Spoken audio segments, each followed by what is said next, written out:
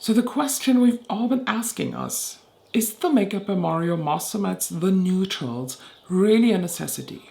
I bought this as an impulse purchase and then it came, and I don't want to lie, these two pans, they came out. They were not glued properly into this, so I was pissed as fuck. So I contacted customer service, not the Makeup by Mario one, the retailer, and they refunded me and said I can keep it. So I glued the two pans back and then I have been using it for the past 2 weeks. First of all, it is dry. This is a dry formulation. This is absolutely not comparable to the matte formula that you get in the Ethereal Eyes palette.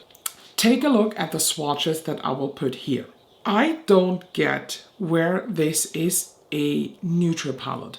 To me, in my eyes, this is a palette that has some neutrals, some warm browns, and one grade to make it appear more cool toned. I do admit though that I like the balance between the warm browns, the neutrals, and the tiny bits of cool tones in here. But is this palette a necessity? Is this palette worth the price you pay for it?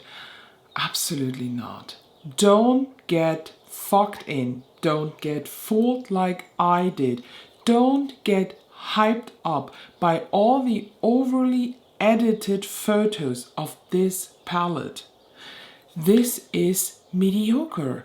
This is the good end of mediocreness. Don't get me wrong. I had no troubles creating looks at all, but it's mediocre. You find this color story 100% in any other neutral palette that you have.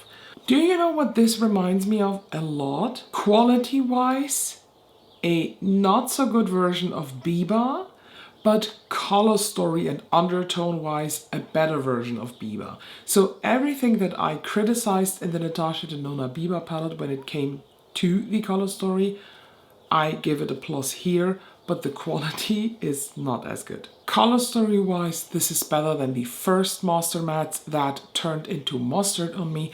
I did not have any weird undertone changing experience with that. It's mediocre. It's a mediocre neutral eyeshadow palette that you 100%, if you are a lover of neutral eyeshadows, already have.